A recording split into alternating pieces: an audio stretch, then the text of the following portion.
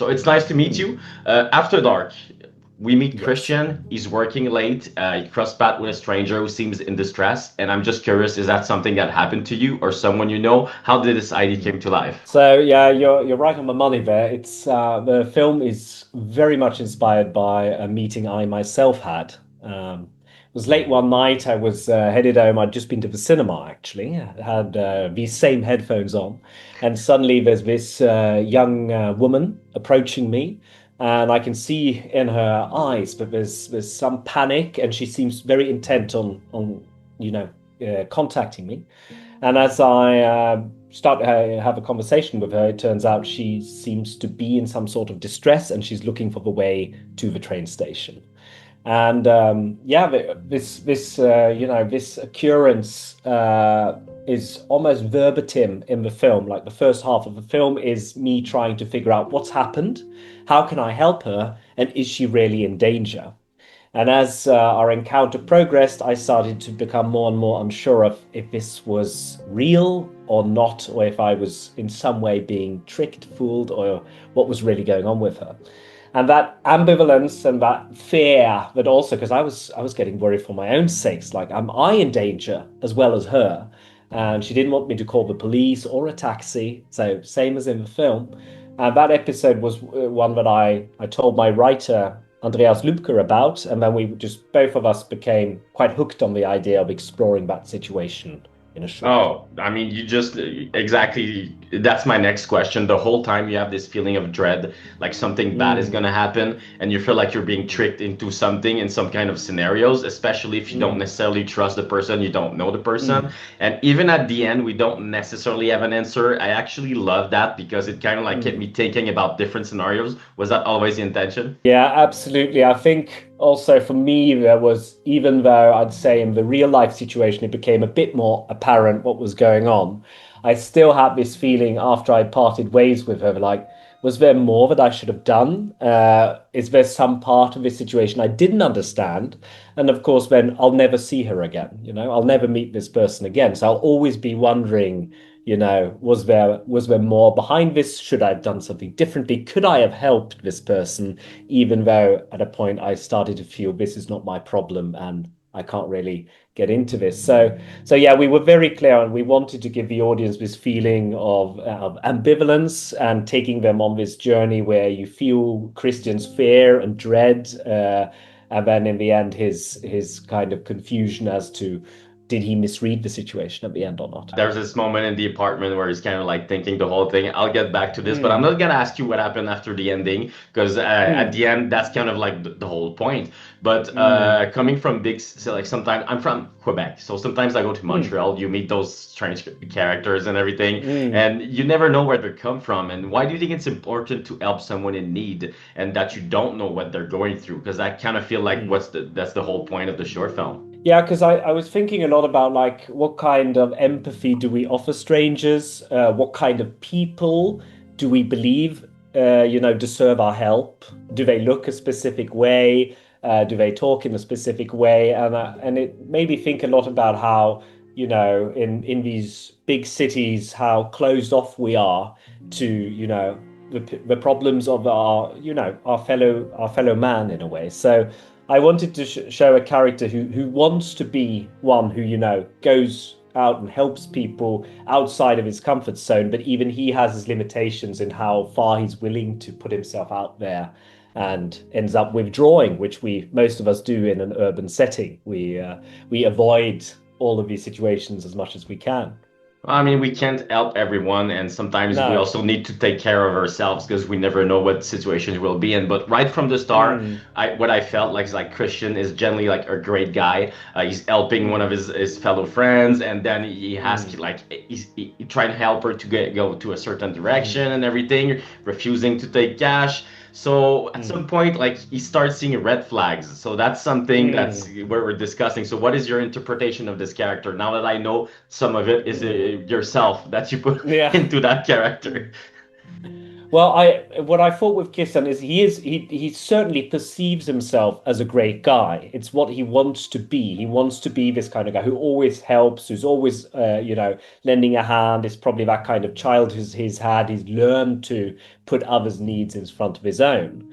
But what he kind of discovers there's a very clear limit on where he doesn't feel comfortable anymore, which I think in this film is where he starts to suspect that both her mother has, she's drinking and she's not concerned about the daughter. Okay, has this happened before? Is she on some kinds of drugs? And that's the kind of world he doesn't want to engage in, where he starts to lose sympathy for her when he starts to assume that she's high or on something and having a bad trip.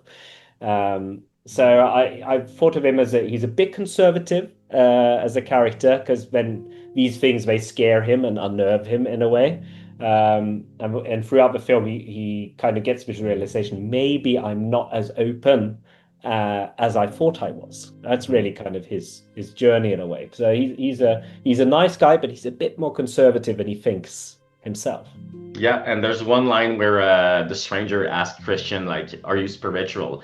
And I'm gonna ask you the Mm. same question because it seems Mm. like you're connected with this character. Are you spiritual, Ian? No, I'm not really very spiritual, and that is also verbatim from the encounter. And that was at a point in the encounter where I was like, okay, this really isn't my problem anymore, and we're not really connecting here. She did ask me that in the real situation, and that was at the point where like, okay, this isn't a life and death situation anymore. This is someone, and she in the real situation she was trying to get back to her friend, and she said I met him at rehab. So there was some context but we didn't put in the film that kind of colored in the blanks a bit more. So yeah, there's probably quite a few similarities between me and Kristian, as it is quite a lot verbatim from the episode in question. Yeah, so how did that episode ended? I think you might have mentioned it. So you just like she Mm. just left that you never really know like where she was going or what was going on there.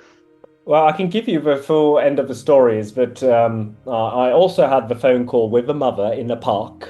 That also happened, and the mother was too had too much to drink, so couldn't come and pick her up.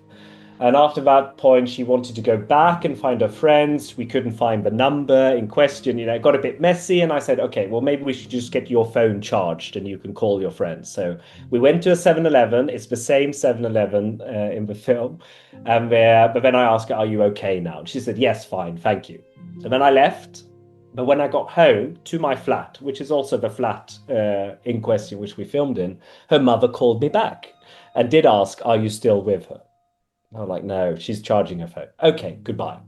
But that was a bit less dramatic, but still, I was left sitting there. Okay, home. The mum called me back. Was she worried? Was she in trouble? Should I have stayed with her until her phone was on? So it all started to come in that same kind of churn. But yeah, in the film, the drama is a bit intensified, but the feeling of God, did I make the right call? And what really was going on? It really stuck with me.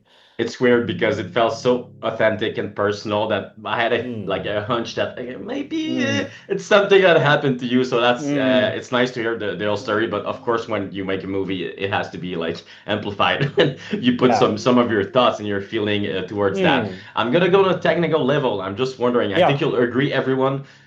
Night shoots are difficult, especially during the Mm. winter. I think it was shot in Mm. Norway, so just make sure Yeah. nobody got the flu or everything. Were you guys Mm. okay after the shoot? I mean, to be honest with you, Billy, who plays Mia, she had the flu during the shoot. I knew it. I knew it, Yeah, obviously. yeah. So yeah, that was a very tough time to make a movie. It was the first weekend in January in Oslo. But the great thing was that it gets dark so early here in Norway. So the sun was down at 4 o'clock. So we could start shooting really early in the afternoon. So the scenes you're seeing, it looks like it's the middle of the night, but it's like it's 5 o'clock. So we didn't have to shoot that late into the night. So that was nice. But now it's cold, but we Norwegians know how to dress for the cold in general. But yeah, people were sick. I was very worried I'd get sick as well because it's that time of year. But luckily we made it through. Yeah, I'm from Quebec, so I do understand. We have like Yeah, sometimes we have like exactly. 30 centimeters of snow and those big like Mm, cold weather minus 30. Like I do Yeah. understand that, and I'm just wondering, like, there's a lot of NL shots. It brings a Mm, certain level of shakiness, which actually mm, works in the context of this situation. Was it a mm. practical reason or something you had in mind the whole time? Yeah, I think we had a brief discussion, me and DOP Øyvind Svanes Lunde on it, and quite quickly we felt pretty sure about like this handheld, antsy feeling to it, interspersed with a few bit more, static glider shots to kind of feel the cold sweep of a city, the isolation they're in, but to have like the energy that we're at. And of course, also practical. It was a pretty low budget shoot, and as you said, nighttime's tricky, so we had to do be pretty smart with our light setups because we didn't have huge lighting rigs. So it was good to work kind of handheld and close a lot of the time. Yeah, what would you say was the most challenging part of the shoot, or maybe the whole process in general, post-prod, Mm, pre-prod, everything mm. combined? Yeah. It was actually quite a smooth production because the idea arrived so ready-made because Yeah. it was this experience. So the script writing was a very fun, pretty effortless process. But I think the trickiest part was the shoot on 7-Eleven because it was open while we were shooting there. And while we were there came in a guy who I think must have been on some pretty powerful stuff because he started shouting and walking around and he lay down on the floor and started taking his clothes off, and we were just trying to like quietly make the film in the corner. So, and the 7-Eleven employee, he was like, this just seemed like his every Sunday. This is the kind of people that come into these places in the middle of the night. So it really put it in perspective because we were making a crazy situation at 7-Eleven while there was a crazy situation at the same place. So I think that was like the most, ooh, can we get all the shots in? But yeah, apart from that, like Mia being sick was the most worrisome. So the shoot was the most intense, and the snow was melting and it was slippery and it was, But post-production as well went very smoothly because the idea was so clear. Mhm. So me and my editor, we only sat together for 3 days. She cut, of course, a bit in between. So one of the quickest editing processes I've been through. Mm-mm. And you talk about the 7-Eleven. There's a very serious tone the whole time, but there's one moment Hmm. that had me laughing towards the end when the clerk is like color, like, yeah, Yeah. she's Barbie. And this leads me to my Yeah. next question. The actors, they Hmm. were all excellent. So was it your first time working with them? How did the casting Hmm. process happen? Mm. So the guy referencing there, he's the screenwriter. That's something else. He wrote the part for himself. He wanted to be Okay. in the film. So yeah, we wanted like this kind of levity, surreal nighttime. Like he's eating his chocolate and he's in his own world. While Christian's in this kind of much more fearful, driven, serious. But the clerk, he's just so he's definitely Oh, comedic he's relief. completely oblivious to everything going Yeah. around. And he's used to seeing people, like you just mentioned on Mm. your shoot, like just going Exactly. on the floor and having a Mm. seizure. He's like, So oh, you know. yeah, the idea And with him, he's kind of like it's Chinatown, Jake. That was like the vibe he's giving. It's I like love you it. can't change anything.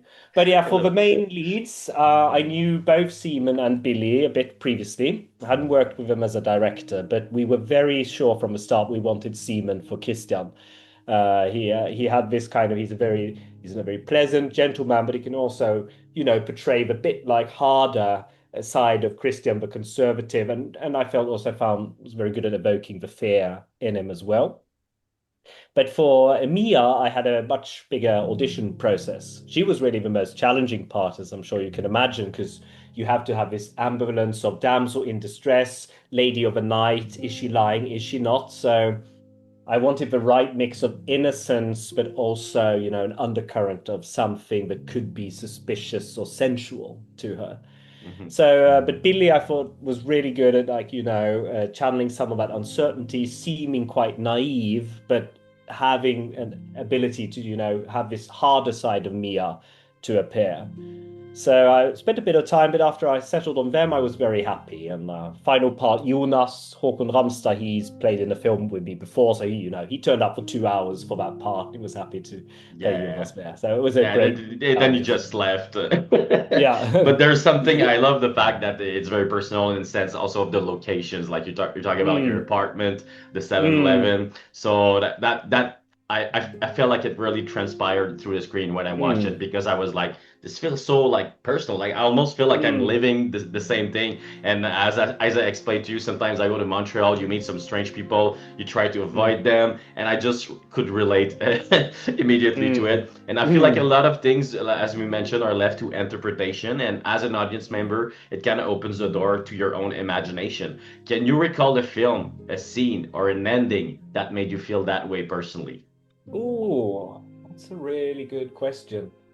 I certainly have a scene because it was one film that we studied quite extensively for this, and that is Mike Leigh's Naked, which is a really, really brilliant film. I love it so much. And the character, main character Johnny, he encounters a lot of people in London at night, and we're left wondering so much about who were they really, what was going on. It's so mysterious. So that was like my main reference film for this, the atmosphere and the mystery. So that's like, yeah, lovely film, beautiful film that has inspired me for many years. That's a great pick. Well, I have you just a question that just popped in my head. If I have to ask Mm. you your letterbox top four picks, do you have some four films? No, I know that's brutal. That's a brutal Yeah, it question, is brutal. but right on the spot, just for fun, just for Yeah. fun. Yeah, no, but I mean, I have letterboxed. I have t four films there, but I'm always being like, do you deserve a spot? Should I swap you now?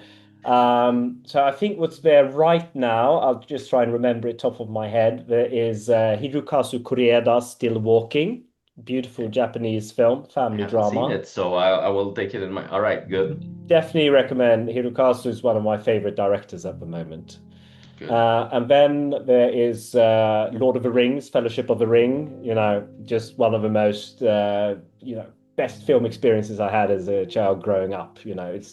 I can watch it every year. It doesn't age. It's more beautiful for It's every my year. favorite of the trilogy. I like the first one. Yeah, It's personally my yeah. favorite of the whole trilogy. It is Yeah, such a good film. The second yeah. and third film, I mean, they continue the story. They're nice, but as a film, the first one is just like the perfect adventure film. It's the one Uh, I've watched the most, so I do agree with yeah. that.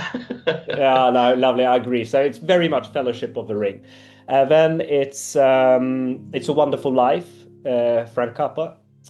Such a beautiful, touching film. I love Mm, the magical realism of the angel plot and the what would your life be? All the small yeah. things you do in a life, how much they impact the people Mm, around you.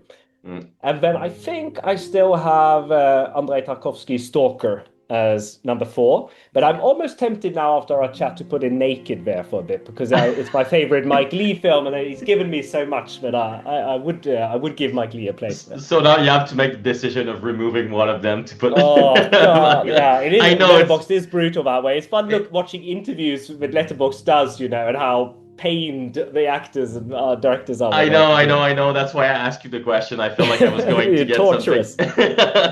Exactly. So what's next for Ian Forbes? Do you have anything else? Yeah. Yeah, yeah. What's next for you? Yeah, no, lots of things cooking right now. I'm in Norway. We have a development scheme called NEO, which is for debutante feature filmmakers. So I'm in like a development program at our film institute with my first feature. Nice. So we're writing like the third draft now. Me and a writer collaborating on that. Me and Andreas, who wrote Mørkeblind, we're writing a new horror short inspired by really the reception that After Dark's had with people of like the thriller element.